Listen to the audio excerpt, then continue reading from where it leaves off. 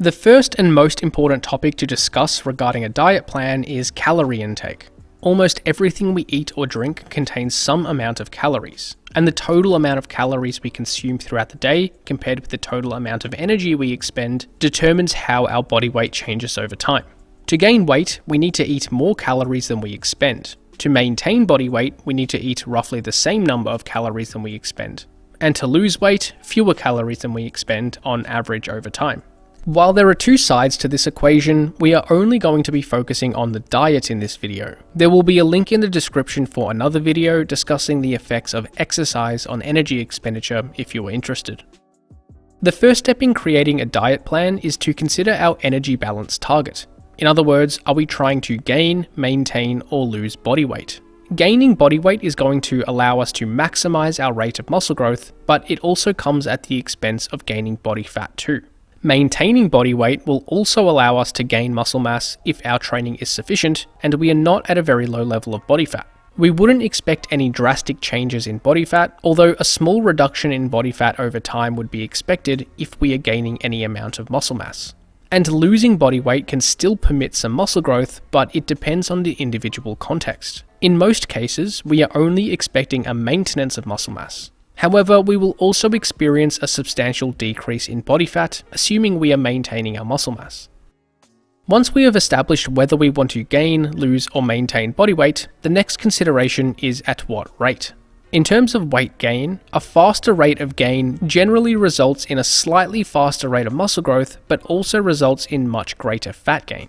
This was seen in this study, which compared the effects of different rates of weight gain on body composition. 39 elite athletes from the Norwegian Olympic Sports Center aimed to gain 0.7% of body weight per week for 8 to 12 weeks during their off-season. Half the subjects were assisted by a nutrition counselor, while the others controlled nutrition by themselves. In addition to their regular sport practice, the athletes also performed resistance training 4 times per week during this time period. It was found that the nutrition counseling group gained more body weight than the self-monitored group. The group gaining more weight saw slightly greater gains in lean mass, but also gained significantly more fat mass too. So if the goal is to gain the most amount of muscle with the least amount of body fat, a slower rate of weight gain is generally preferred. As a practical guideline, gaining weight at a rate of no more than around 0.5% of body weight per week is recommended. And in terms of weight loss, we also tend to see superior results with a slower rate. This was seen in this study by the same researchers. 24 elite athletes from the Norwegian Olympic Sports Center aimed to lose body weight at 2 different rates during their off-season, while performing regular resistance training. Half the subjects aimed to lose body weight at a slower rate of 0.7% per week, while the others aimed for 1.4% per week. It ended up taking around 9 weeks for the slow weight loss group to reach their target, and around 5 weeks for the fast weight loss group. At the end of the diet, both groups lost a similar amount of total body weight. However, the slow weight loss group managed to gain a little lean mass during the diet, while the fast weight loss lost a little. This meant that the slow weight loss group also lost more fat mass than the fast weight loss group, despite losing the same amount of body weight. So if the goal is to retain as much muscle mass as possible while losing fat, a slower rate of weight loss is generally preferred. As a practical guideline, losing weight at a rate of no more than around 1% of body weight per week is recommended. Next, let's discuss macronutrients. The 3 primary macronutrients are protein, carbohydrates, and fat. Macros essentially make up calories. Protein and carbohydrates contain 4 calories per gram, while fat contains 9 calories per gram. So a diet can have a different macronutrient breakdown with the same total calories. For example, let's take a 2,200 calorie diet. This could be achieved consuming 100 grams of protein, 239 grams of carbohydrate, and 70 grams of fat. Or it could be achieved consuming 125 grams of protein, 200 grams of carbohydrate, and 100 grams of fat. So how much of each macronutrient should we aim to consume per day? First, let's start with protein. Protein is going to assist with muscle growth or muscle retention. Protein requirements are relative to the amount of lean mass we currently have. However, this is more commonly prescribed relative to total body weight as grams per kilogram or pound of body weight per day, because it is much more practical. So how much protein should we consume in our diet? The best evidence we have is this meta-analysis, which analysed the body of evidence on the effects of total daily protein intake on changes in lean mass. The research was analysed in different ways, but the most relevant for this discussion is probably this graph here, which only included studies that involved resistance training. And what was found is that there appears to be a diminishing returns effect with higher protein intakes. In other words, higher and higher protein intakes appear to have less additional benefit for gaining or retaining muscle mass. And the point at which the diminishing returns become significant seems to be around 1.5 grams per kilogram or 0.7 grams per pound of body weight per day on average. So as a broad recommendation, we probably want to intake a minimum of around 1.5 grams per kilogram or 0.7 grams per pound of body weight per day if our goal is to maximize muscle growth. Once you are meeting this minimum requirement, you could go beyond this if you want to absolutely maximize muscle growth at all costs, but the additional benefits will be minimal. And to further individualize this minimum intake based on biological sex, body fat, and diet preferences, check out the video linked in the description. Furthermore, going too high with protein can often be a detriment to the diet as a whole for a few different reasons. First is that if we focus on getting too much protein, we might go beyond our calorie target. Protein itself contains calories, and most foods contain some amount of fat and carbohydrates in addition to protein. So if we try to get so much protein each day, we might end up going beyond our calorie target. Similarly, if we do manage to consume a very high protein intake and stick to our calorie target, it makes the diet more restrictive in terms of food selection. To achieve this, we will need to be very particular with consuming foods which are high in protein and contain little fat and carbohydrate. This can make the overall diet less sustainable and may inhibit adherence. And the other issue is the cost. High protein foods such as meat, poultry, and dairy are generally the most expensive foods we buy in most places. Excessively high protein diets will likely make your diet more expensive, which is somewhat of a consideration for almost everyone. So overall, excessively high protein diets usually aren't worth the potential downsides for the small additional benefits they provide. Now let's discuss the other macronutrients, carbohydrates and fat. Once we are getting sufficient protein, the rest of our calories will come from some combination of carbohydrates and fat. There appears to be some minimum carbohydrate and fat targets required to maximize exercise performance and promote good health. But once these minimums are met, the exact proportion of carbohydrate versus fat doesn't seem to be all that important for body composition changes. These minimum targets were suggested in this research review, which aimed to provide nutrition recommendations to maximize muscle growth. A minimum fat intake of around 0.5 grams per kilogram or 0.2 grams per pound of body weight per day is recommended for normal health and function. And a minimum carbohydrate intake of around 3 grams per kilogram or 1.4 grams per pound of body weight per day is recommended to support performance in the gym and potentially other exercise outside the gym. So once hitting these minimum targets with the same calorie and protein intakes, body composition changes are unlikely to be much different. For example, let's take a 75 kilogram or 165 pound individual consuming a 2,500 calorie diet with a protein intake of 115 grams per day. Whether this person consumed the minimum fat with more carbohydrates or the minimum carbohydrates with more fat, body composition changes will probably be similar. Although one additional consideration here is the satiety effects of these macros. As we mentioned earlier, protein and carbohydrates contain 4 calories per gram, while fat contains more than twice this with 9 calories per gram.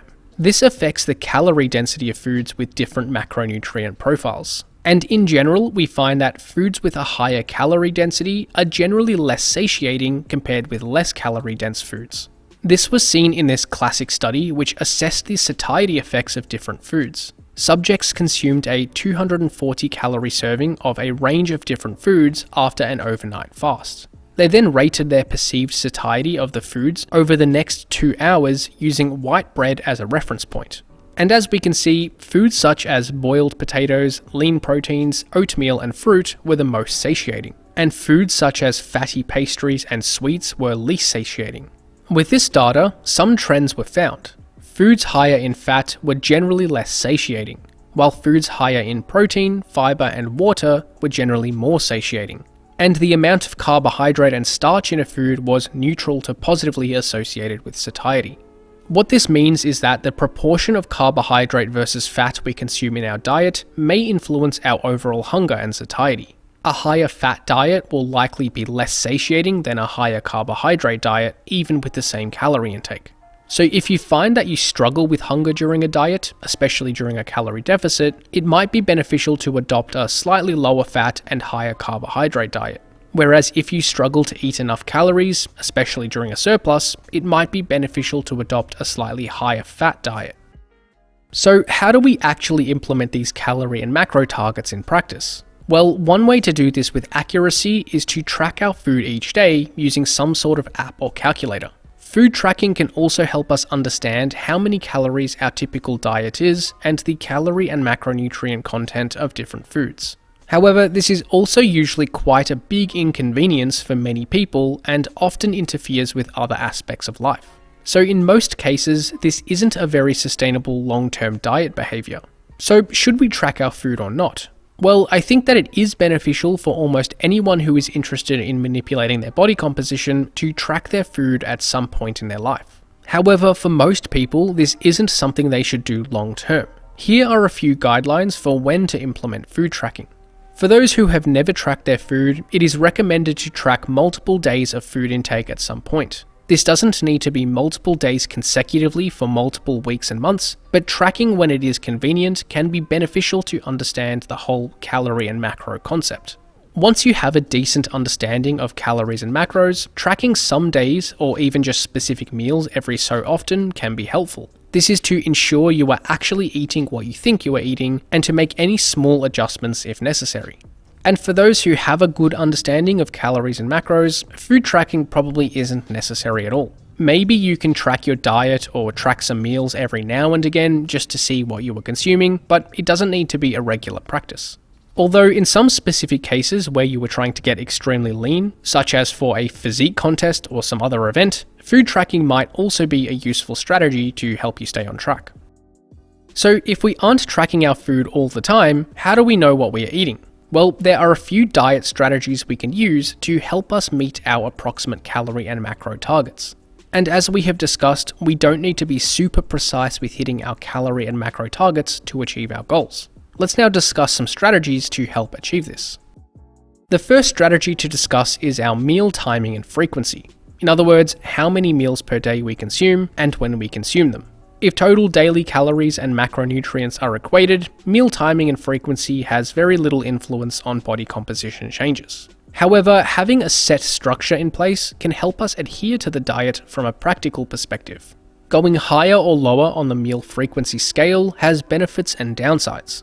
Consuming more frequent, smaller meals allows us to never go too long without eating, which can often be a trigger resulting in overeating. It also allows us to potentially include more variety in our diet so that we can meet our macro targets and include enough micronutrients from different food sources. However, this also means that we will never consume a large serving of food, which might leave us less satisfied after each meal. Also, it is generally less practical to eat very frequently because we need to prepare more meals and take time away from other tasks to eat. On the other hand, consuming fewer larger meals per day allows us to eat until we are more satisfied. It also means we don't need to spend as much time preparing food each day, so it doesn't take time away from other tasks. However, it also requires more time between meals, which can in some cases lead to excessive hunger and trigger overeating at the following meal. And it also might limit the variety of foods we eat, making it more difficult to meet our macro and micronutrient targets. So for most people, a more moderate meal frequency usually works best. Consuming around 3 to 4 meals per day is generally the most practical. The next diet strategy to consider from a practical perspective is food convenience. We generally resort to consuming the foods that are most convenient to us. And the foods that are convenient to us appears to have an influence on calorie and macronutrient intake and therefore long-term body composition. This was seen in this study, which assessed the influence on the food environment on weight loss maintenance. Over 6,000 adults who had lost at least 9.1 kilograms or 20 pounds across the United States had the surrounding area of their residential address assessed. A ratio of unhealthy, defined as fast food and convenience stores, versus healthy food stores, defined as grocery stores, supermarkets, and fruit and vegetable vendors, was assessed and compared to the duration that the subjects maintained their 20-pound weight loss. It was found that those with the lowest ratio, meaning more healthy food availability, maintained this lost weight for a slightly longer duration compared with those living in a location with a higher ratio, meaning an unhealthier food environment. While this looked at the food environment on a broader scale, we can also manipulate our food environment on a more individual level. By giving ourselves easier access to food and meals that are suitable for our nutrition goals, we are more likely to consume those foods. This is highly individual for everyone, but there are a few general strategies that can help make suitable foods more convenient. Ensure you have some relatively healthy foods in your home. If there isn't any suitable food available, the easiest thing to do is to eat something you have or purchase food from a local fast food store. And chances are that these foods aren't the best choices for your goals. Meal preparation is a great strategy which gives you more control over what you consume. It takes a little effort to meal prep in the first place, but you are able to cook multiple servings and have them readily available for easy access. For example, you could cook a batch of 5 servings and have each serving for lunch throughout the week at work or school. And another strategy is to eat similar foods each day. If you have found a diet routine that is suitable for your goals, and you enjoy the food, it can be very convenient to eat a similar diet each day. This doesn't mean you have to eat exactly the same foods every day, but you might rotate between a small selection of meals that you know are suitable for your nutrition targets and taste good to you. This opens up another diet strategy to help us meet our nutrition targets without tracking, and that is food selection.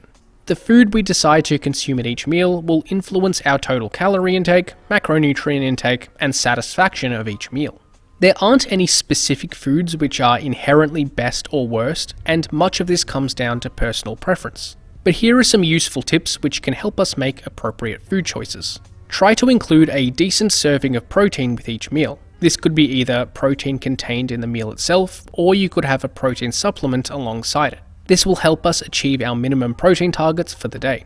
Include at least 1 serving of fruits or vegetables with each meal. This will help us intake the requisite micronutrients and also likely make the meal more satiating.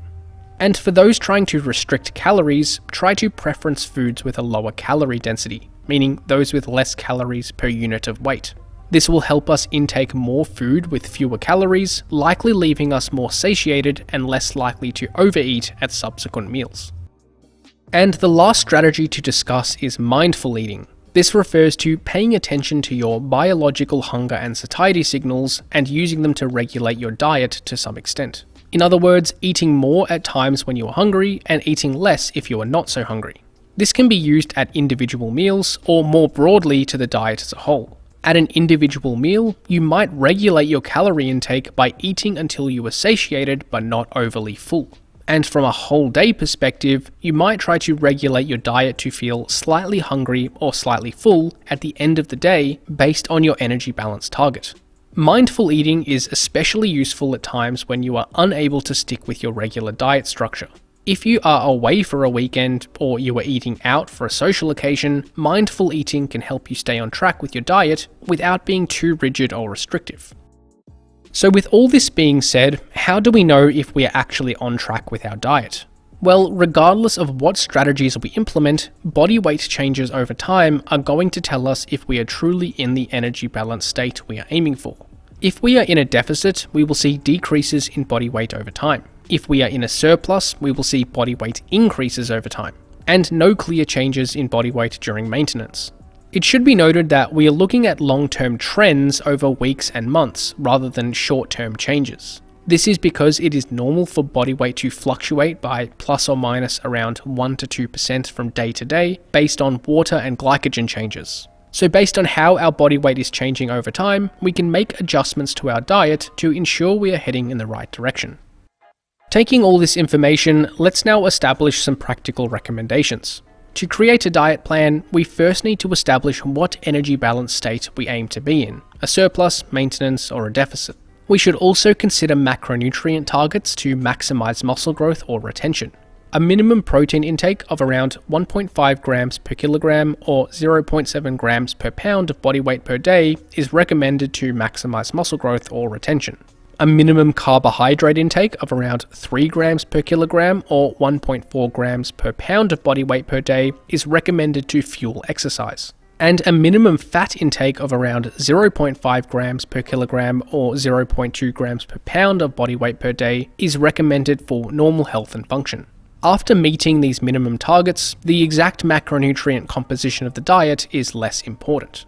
To meet these calorie and macro targets in practice, we can track our food using an app or calculator.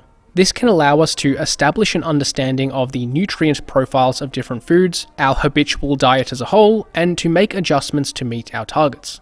However, this usually isn't a sustainable strategy to conduct every day long term, as it usually interferes with other factors in our life.